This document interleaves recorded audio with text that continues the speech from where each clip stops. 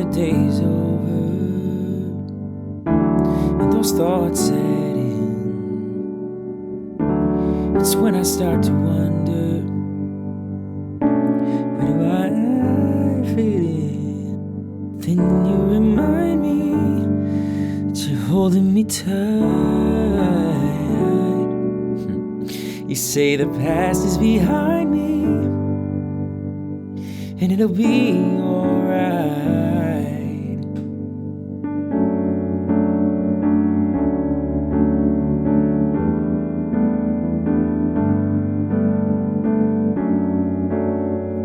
And you say to me, it'll be alright, it'll be alright, yeah, it'll be alright. It'll be alright is sometimes the words we need to hear. Today's show is released during National Suicide Prevention Week, which holds a special place in my heart as a suicide attempt survivor. While this show isn't specifically about suicide, Weathering Rainbows often interviews individuals that have gone through suicidal thoughts or attempts, as it is very common amongst LGBTQ+ individuals facing a lack of acceptance within their homes or communities. Oftentimes, one of the best ways to prevent suicide is by simply letting that person realize they are not alone in their struggles, and that others have navigated similar storms. No matter what you're going through, you aren't alone. Many of us have faced something similar, and I hope that these podcasts help you realize that it not only gets better, but that you are strong enough, and you do have enough time and patience and courage to get through what you're going through. Whether you're weathering a storm or weathering rainbows, we are here to tell you that brighter days are ahead, and it'll be all right. Now, we want to have some fun in this show, because another way to prevent suicide is by sharing with each other some laughter and love. And we love all of you out there, and we want you to keep coming back so that you hear these wonderful stories from our guests that had the strength and courage to get through a lot of the same struggles that each of you are going through.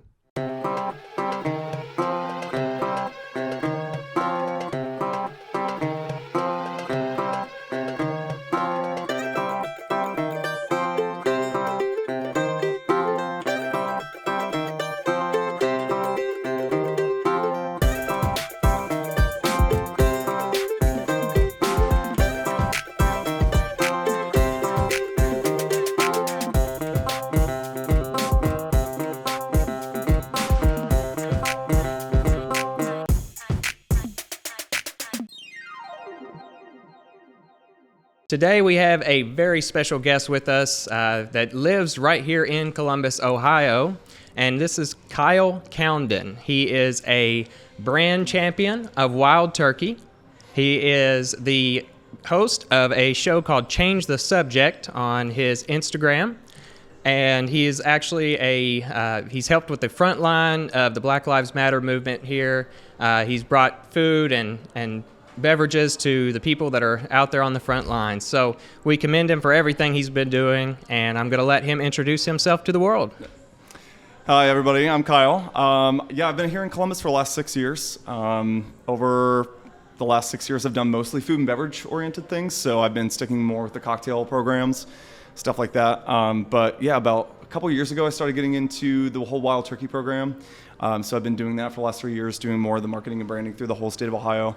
I've been doing that for about 11 years and just kind of staying proactive within our community as well, within the workplace over the last couple of years. How'd you get started with bartending? So when I lived in Pittsburgh, I was working for Route 21, actually their corporate office. So I'd worked for them for about 3 to 4 years. I previously worked for them in West Virginia and then moved to Pittsburgh to work for their office, and then actually got laid off. So at the time I was moving out of my apartment, trying to find somewhere to live. What was I going to do? And then I found this really cool gastro pub in the south side of Pittsburgh called Urban Tap, and I ended up working there for about 2 years and just found a passion for food and beverage. And at the time, I had some friends here in Columbus doing some really cool stuff with cocktails and spirits, and I thought to myself, like, probably Columbus might be a better opportunity for me to kind of dive in and start learning more of that stuff since they're being kind of more progressive about it. So I came here in 2015 and I've been here since. That's awesome. So would you say you worked more for the straight bars? I get that question a lot, but I would say that the place I worked at, like Mouton, was very gay friendly. At the time, I worked with a very heavy gay staff at the time. It was 4 gays and a girl. So, but other than that, I've worked at predominantly restaurants or bars that, are suitable for most people, but if you want to call them straight bars, then sure. As of recently, actually last week, I just started working at AWOL, which is a gay bar here in Columbus, I think you guys were talking about checking out. Yeah, as well. We'll be there tonight. Yeah. So. It's a fun bar. Yeah, there's a lot of great gay bars in the city. But this is my first time kind of journeying down the path of working at a gay bar for the first time. But it's been a fun experience, and it kind of opens your eyes to a lot more within the food. I've experienced a lot more working at a gay bar in the last 6 days than the difference in working behind like a craft cocktail bar or working more in a restaurant setting. So definitely. Yeah. So you are a brand champion of Wild Turkey, and you were that for 3 years? Yes. So tell us, how did you win that competition? So they have a program called Behind the Barrel. It invites bartenders and servers from all over the U.S. To come down to the distillery for 3 days. It allows for them to go down. They get to meet the master distiller. They get to camp on grounds. They get to meet a lot of people who work within like the main corporate office for Campari America, who's the umbrella that has Wild Turkey in the portfolio. So you get to apply for this program. You kind of fill out an essay, and then they kind of read through it, and they pick and choose, I think it's like 30 people per session. Wow. So I got to go down and be a attendee for the first year. So technically I was an attendee my first year. And then what they did after that was offer a mentorship program that allowed for, I think it was 10 people who had previously gone to the program to come in. And what that was basically being an advocate for whatever state they chose to go and promote that program, promote Wild Turkey, and get more people to sign up to go down to the program. That's amazing. So tell us a little bit about your show. So Change the Subject was something I actually started when I got into my 3rd year doing the champion role within Wild Turkey, because at that time was during the pandemic, and we were trying to find other ways to kind of bring together the community, kind of do small things to kind of get people talking and keep people relevant within our community talking about things. So I had talked to my boss from Campari and was like, hey, what do you think about doing something like this? And she was like, I think that's a great idea. And when I first started the show, my focus was talking about the food and beverage industry at that current time. Just things like health insurance, mental health, financial stability, the things that we kind of used to joke mostly about, but things that were becoming much more serious over the last year. So I wanted to talk to professionals in the industry about like what they thought and what things could change after the pandemic once we kind of reopen. And it's funny to see now, since last, I think that was May or June maybe when I started, to now seeing all the changes, with people wanting to get paid appropriately, people wanting health benefits, people wanting to be able to live their lives and be able to support themselves. Those things are coming to more fruition after talking about those things, and people also focusing on their mental health and financial stability as well. So it's crazy to see the things we talked about then are still kind of coming to light now and absolutely, that's making it happen. One of the things that I think COVID really showed was how the industry was mistreated for over several years. The low pay, just low tips, all those kind of things. As we get back into this, what is like the number one thing that you've seen that's a difference in that? I would say that people are more coming like a camaraderie. People are seeing it across the board. It's not just localized here in Columbus, but it's happening across the nation. A lot of people are saying like, I know my value and worth. They're starting to realize their appreciation for self and the value of work you do. Because when you're working 60, 70-hour work weeks, sometimes in this industry, it's exhausting. And it's sometimes not financially rewarding enough or personally rewarding enough to want you to continue to stay in there. And so a lot of people have even left this industry to go take on what people want to call adult jobs.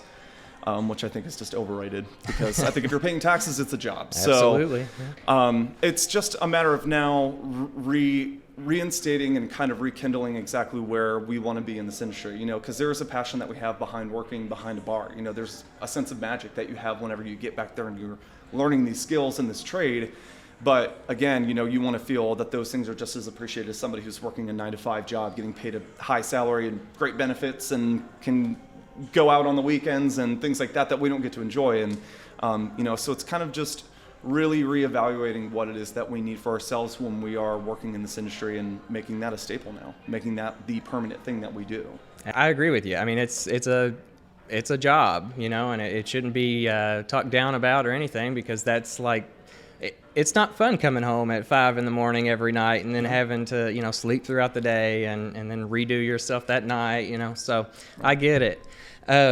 So this show is about gay culture, specifically kids that are coming from rural areas into the cities or coming out of the closet, and they need the help of, they haven't had any visibility really. Right. So one thing we're going to ask, everybody always wants to know, the coming out story, So obviously, we're going to give the fans what they want. Yeah. Tell us a little bit about that. Mine was a little different. I mean, it happened in 2 different stages, which is kind of weird, because for me, when I was growing up, I come from West Virginia, so very conservative state, not a state LGBTQIA mostly friendly. If somebody were to say West Virginia, I wouldn't think that as a first thought, especially during the time I was growing up, over a decade plus ago. But I remember being in high school. At this time, my family had just moved further out into the country, so I was the only person switching schools. Because my brothers and sisters went to that school. I went to a school downtown based off where we lived. So I made this transition to the school, very backwoods. People had not seen much other than this area. But I remember going to a party with a group of friends, and a girlfriend that I met then was a volunteer firefighter, and she had to leave, so I didn't have a ride home. So this kid that I had never met, his name was Jamie, not to put him on blast, but he was like, yeah, I'll give you a ride home. So he gave me a ride home, and somebody had saw, he had already been previously rumored to be gay. And at that time, I hadn't even explored what that was like. So rumors started going around school, and things started getting very serious. Death threats. Wow. People were making banners saying faggot on my locker and stuff like that. And eventually it got to a point where my stepbrother went home and said something to my stepdad, and my stepdad approached me and said, hey, I know something is, he was very quaint about it. So he was like, I know there's something going on. I know you know what's going on. You need to talk to your mom. And at that time, my sister and I were stealing my parents' cigarettes and smoking out on the bridge. So I was like, shit. I was like, all right, I know what this is about. I'll tell her in the morning. So in the morning, my mom approaches me in the kitchen. She's like, hey, so Ted told me, you have something to tell me. I was like, yeah, I've been stealing your cigarettes. Tasha and I are smoking out on the bridge. She goes, oh, I know the packs. I look in the cartons. I see that they're gone. Like, I know you're taking the cigarettes. I was like, oh, well, then I don't know what I need to tell you then. She's like, I heard that you're gay. And I was like, well, I don't think I am, and I haven't really experienced that, so that's not something I can say I am because I don't think that I am. And of course, moms being moms, she thought I was just going through a phase, or it was just a rumor. So obviously here we are years later, I'm 25 and living here, and I don't know what happened. I think I went through that quarter life crisis at 25 where I was like, I'm just going to let all my skeletons out of the closet because I don't give a fuck anymore. So I went home, I think it was Christmas, and I had my mom on the porch, and I was like, hey, I got to tell you something. She was like, what? I was like, I'm gay. She goes, I know. And I was like, well, how do you know? And she goes, well, that situation in high school. I said, well, that wasn't a thing. She goes, well, there were other things that, we could tell. And I was like, well, then do you have any questions? Do you have any concerns? And my stepdad is extremely conservative, very, very conservative guy. So I think I was more concerned about what he would have to say. And she was like, no. She said 2 things that really concern me. She said, 1, I don't want you to bring anyone home that's feminine. And then she said, it's your choice to be gay, and I have to accept it. Wow. So I mean, personally for me, I've always just been a person who I've always had this weird type of professional relationship with my parents. It's never been a loving, hugging, I love you type of family. They're very much so just nitty gritty about everything. Very right to the point. They aren't emotional people. So for me, it didn't affect me in a way that I feel most people are affected when they do come out to their parents or their family. I think I was kind of already expecting it, and I think my mentality was I don't really care what they think, because if they don't like it, I have plenty of other people in the world that support me. I don't have to rely on them to take care of myself, and I'm just doing it because it's making me feel better to know that's not something I'm holding on to for the rest of my life. Right. So you would say they're accepting, but they believe it is a choice that you are going through. Yes. So how does that make you feel in terms of, going back home and going to those rural areas again? I think for me, I'll segue kind of both, but, recently as I've talked to my mom over the last couple of years, I had just had a conversation with my brother and stuff about just coming out and being gay and being the only gay person in my family, at least openly. God only knows if there's anyone else gay in my family, but Just speaking to the fact of what it was like to grow up gay in the household and realizing now at my age, realizing, I was gay, but I didn't really know what that was because there was nobody else gay around me. There's nobody else telling me or advising me on what these feelings are, what I'm thinking. So for me, I think what I realized was I had to tell my family, like, you don't know what it was like to grow up gay in a household full of straight people, in a state that is full of people who are conservative, in a high school full of people who did all these negative things towards me, and still advocate still be positive after that experience. And I think that they were blind to it because, of course, when you don't go through an experience, you don't know what that's like and what that feels like. Yes. So I say that going back now, I've noticed a lot of changes. I don't go back frequently, but I would say that I've noticed that, especially just with this younger generation of people who are in school now, because there is so much advocacy, there's so much on social media, there is so much out there in the world. There are cell phones now. I think I didn't have my first cell phone until my first year of college. Yeah, I don't think cell phones and texting were really a big thing till I was 20. So you said something that I think is really interesting, and it's something I hear a lot, is that kids that grow up in these conservative homes, they don't have a word for what gay is. Right. You never hear the term LGBT really spoken of because it's something that they don't want you to become. Right. And so I always think that's really interesting how there wasn't a word for it. So that's the part that, to me, you really felt alone in that struggle, and you knew that there was something different about you, but you can't describe it to anybody. So that's one of the main things we're doing here, is providing some of that visibility so that kids know what they're actually going through. Right. So what would you say are like some of your LGBTQ influencers out there that kind of taught you the ropes? It's very weird because I'm still going on that journey. Right. I think all of us still go on that journey as you grow up. And I think for me, I still am, because even when I came out, when I was confident enough to come out, I was 18. And amongst my friends, not my family, but I came out to 18 amongst my friends. And I don't know what it was for me, but it just was a wave of confidence and a wave of just acceptance of self, just to be like, this is me. This is exactly who I am. And whether you appreciate it or not, I'm going to have people in my corner that will, and there are going to be people in your corner that don't.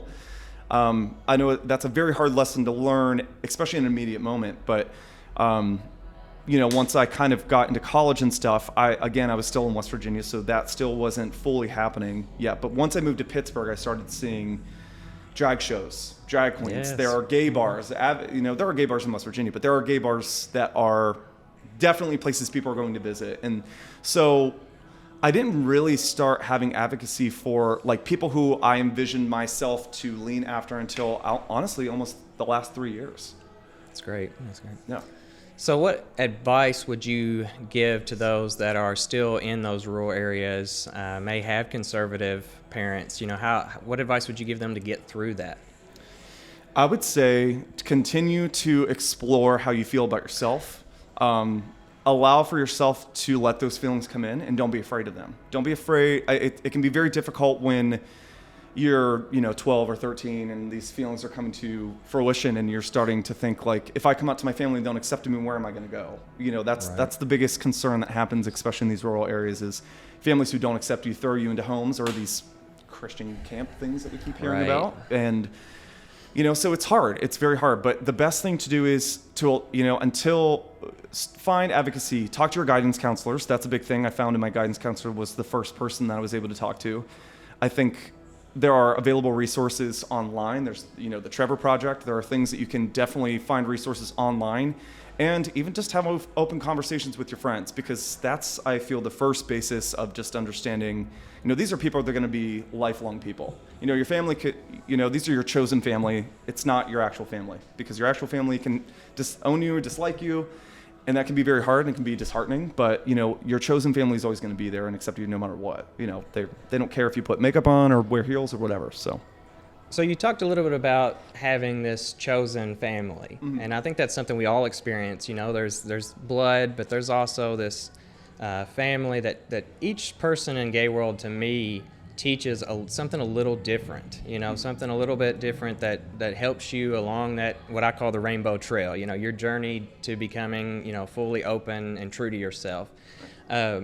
But I want to turn the table here and ask, was there ever a time as you were coming out that you felt, judged by that chosen family or the gay community at large?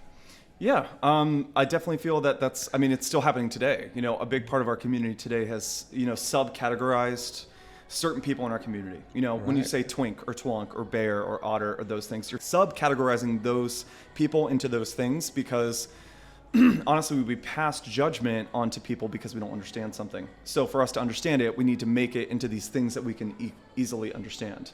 Right. So for me, I think we all feel judged because we're already put into a box by heteronormative people, and then we get put into a box by our own community. You walk into a bar, I could walk into this bar right behind us right now, and I could walk in and be like, he is A, B, C, and D, if you ask someone's opinion. But I've seen this transition happen, which I love, is that especially with people now coming out and identifying as so many different things, as non-binary, pansexual, gender fluid, asexual, trans men, trans women, now that these things are definitely coming more to light, and you hear people actually identify their pronouns and identify how they choose to, Absolutely. identify themselves, that judgment is starting to dwindle a little bit because it's a matter of not caring. I recently came out as pansexual. So something that I've realized with gay men particularly is a lot of people would ask me like, well, what does pansexual mean? Right. And with our viewers, they really want to know what that is because most of them don't even know what, LGBT means. So can you explain that to them? Yeah. So pansexual is, is loving, well, it's a little bit more broad than what I'm going to explain it as, but it's loving all genders, all forms of gender, basically. So trans men, trans women, men, women, it doesn't matter what your, born gender is. It's loving and viewing people no matter what their, gender identity is. And that for me is something I recently have discovered within myself. I thought I'm gay, but, I think realizing, where my love and passion is for people, it's not about, what you're born as, it's who you are as a person. How did the community accept that? So like you've come out as gay, but now you've had to come out again, as pansexual. Like what was that transition like? I had mixed reviews. A lot of people accepted it, but then I had a lot of people who have asked questions. And then there's also people who have this is one of my biggest things I've realized recently about pansexual, is when people come out, a lot of people are like, oh, I don't care. Like, I don't care what your title is. Like, love whoever you want to love. And people like twist it back on themselves and say, well, I guess I'm pansexual too if I love all gender. It's like, it's not how that works. Right. Like, you can't say you're pansexual because you love men and women. Technically, that's bisexual. You have to be able to fully accept all gender for what it is and love that no matter what that, gender specification is or how they identify. That's a totally different thing than just being like, oh, that's just a title. Right. So I think pansexual is probably one of the most beautiful, like, fluid sexualities. It's like in terms of, you're able to love the people that you love, whether, they're of all different spectrums. So I think that's great. I'm really glad we have a pansexual on the show. You're actually our first, I do believe. So thank you for telling our viewers about what that means. So is there anything that you would change about the current gay culture at large? I think it's acceptance. I think there's a level of acceptance that's still kind of being hidden. I think a lot of people come in and they pass judgment very quickly just based off your looks or monetary value or where you live or your job, and those things are still in the mix of all those things. And that can be intimidating, especially for somebody new who's coming out. Then they come into it and they are immediately like coming into this whole new world of people that are basically already judging you for something that you don't even know. So I think to see that change would just be seeing people be more accepting and not judgmental, and also judging people based off of what they do in their personal lives as well, because rumors spread easy in our community. And Absolutely. People love that. People love to spread rumors. Yeah, that is definitely true. So we're going to get into what I call the more fun part of the show. Okay. So I ask all of my guests to tell us about a time that along your rainbow journey, your rainbow trail, that you got into a heap of trouble because you were either uneducated about something in gay culture or you had an experience that you just didn't expect. Can you think of any time throughout that you've had a unique story? I was in New York City. When was this? I was in Pittsburgh. I want to say 2014, somewhere around there, 25, 26. I went with a group of friends. It's my first time to New York, first time seeing a beach at the Hamptons. So a lot of first on this trip. So one night I was with my group of friends, and they said, "Hey, let's go to I think it was called Liquid Brunch at a place called Hardware." So we went there, and at this point, I have seen drag queens, but obviously I was very intimidated by them. I was very intimidated by drag queens because I had no knowledge or understanding of it. And I had a really bad experience because this particular drag queen had walked up to me and was like, "Are you a top or a bottom?" Because and I'm not going to get to too graphic details of what they said. But it was extremely uncomfortable to a point where they went in and I sat outside for an hour and a half waiting for them to come out. Wow. And I then created this whole mentality and judgment in my mind that this is what all drag queens do. All drag queens are going to make me feel this way. They're going to act like this. And, it took me a very long time to start accepting it. And as of actually recently, I started doing drag. I have actually had one of my good friends, Soy Queen. Let's just call her my drag mom. She was on the show for Change the Subject. We did a show about drag queens and nighttime performers, about how they were dealing with the pandemic and making money with unemployment. So there's been so much more education into it. But again, just kind of going back to the question you said about what is something you would like to see change, is that sense of judgment and like rumors and blah, blah, blah, is just, if it's something you don't understand, you got to kind of put yourself in it to understand it. So that's, on my rainbow journey, that's probably something I've experienced that I've judged. Yeah, that's something I think we should talk about a little more because, a lot of times your first experience with drag queens is, the host standing on the stage. And I think it is important for them to, use those words that you don't hear to, ask you questions like, random members of the audience, are you a top or bottom, or just, and they're doing it for fun. Right. But obviously sometimes it can come across very abrasive to someone who's new and not from those areas. Right. So in terms of that, don't be afraid of drag queens. They're your best friends. Absolutely, yes. Drag queens are by far like the most amazing people that I've ever gotten to know. Yeah, they're incredible. An incredibly diverse group of people that just, they love everybody. I mean, it just, but you do have that sense of fear, I guess, especially coming from a rural area. My first experience, I went to the Connection nightclub in Louisville, and I was like hiding all night, you hide in like the upper tiers or, and all this, and just to have that experience of like seeing these performers on the stage. And, it was probably the third or fourth time before I was even brave enough to go tip a drag queen. But now it's like, it's just another day. It's another day at the office. You're just like, here you go. Absolutely. Yeah.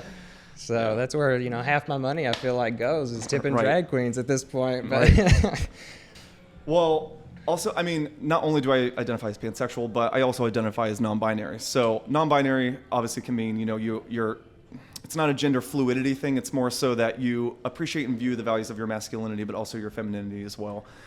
So actually recently something I've done is a group of friends and I've been playing more with my non-binary style.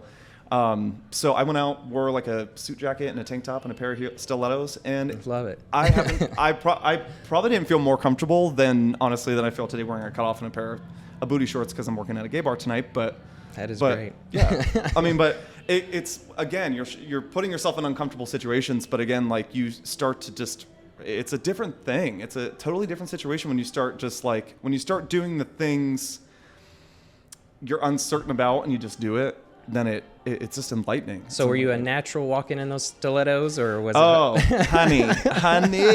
Oh, I was twirling around having a good time, but my feet were raw by the end of the night because, wearing stilettos all night is not.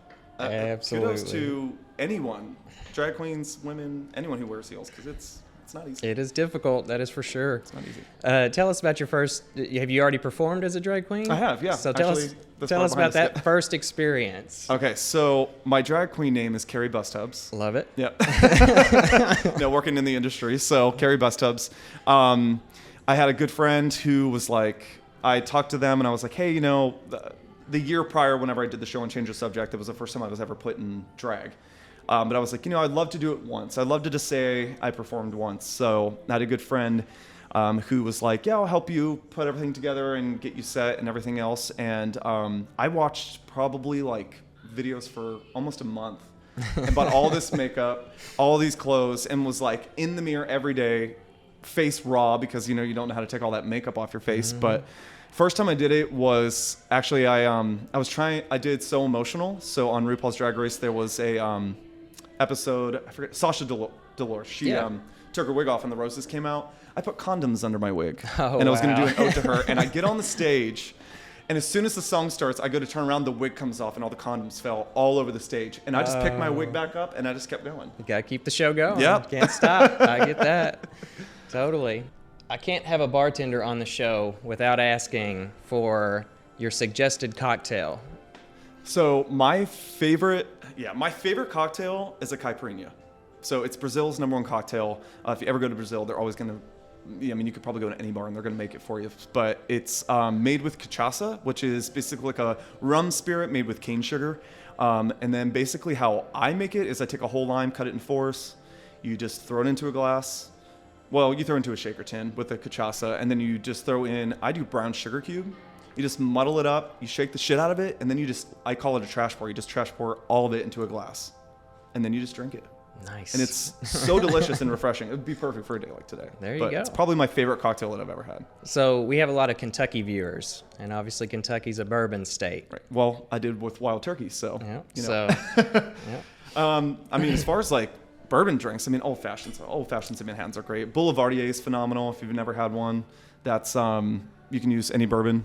Campari, which is like an Italian aperitif, and then sweet vermouth, and it's just equal parts, and you stir it, and you serve it like a Manhattan.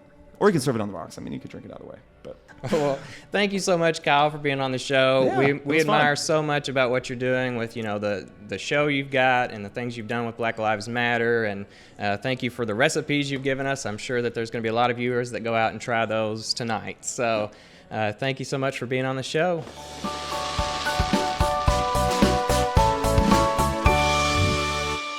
I hope you all enjoyed Kyle Cowdenden's interview as much as I did, and learned a little bit about the service industry and the lives of our servers out there during the times of COVID, which has obviously been very transformational on all of our lives, but very specifically to those in the service industry.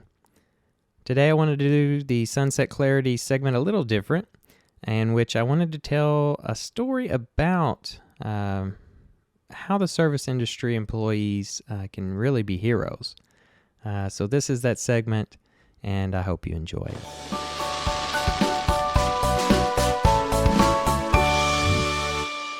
There are a lot of questions you don't want to get asked on a first date, or any date really for that matter. However, one question in which my heart fluttered the first time I heard it came at the very end of the meal, when my waiter asked, "Will this check be together or separate?" Now, I wasn't excited about paying the bill, nor was I excited about the potential awkwardness of, being chivalrous and fighting over who gets to pay the bill, nor was I excited that the date was over. Although I have had some awkward dates that the Flash himself could not have gotten me the check fast enough. The reason my heart fluttered so much on that day was how little that question was asked during the beginning of my gay dating life. Today it is rare that this question is not asked regardless of the diversity or sameness of the genders at the table, which goes to show that the rhetoric or action changes of a few can eventually catch on to the entire restaurant and service industry. But I bring this story up to show how people in our restaurant and service industries can transform the lives of LGBTQ plus youth in the beginning of their dating life. When I was asked that question, it showed me for the first time that we were being accepted as a potential gay couple. It wasn't just assumed that the person who I loved that sat across the table from me was just a friend. That waiter couldn't see how much I was crying because of the joy of acceptance on the inside that day. But his tip definitely reflected it. Well, folks, that's all the time we have for today. Don't forget to come on back now. I know we all love a little vibration, so if you are not already, go ahead and subscribe to this podcast. And we will surprise you on occasion with a new release vibration in your pocket. But in the meantime, if you find yourself alone or crossing new horizons along the Rainbow Trail, and you need a friend or even a laugh to get you through those dark and stormy nights, holler on out to us at weatheringrainbows.com, where you can find shelter in the blogs, videos, and other episodes that will hopefully keep you out of a whole heap of trouble. So until next time, y'all, giddy up, be true to yourself, and make the best of life. And wherever the wild tracks may lead you, may the rainbow always touch your shoulder.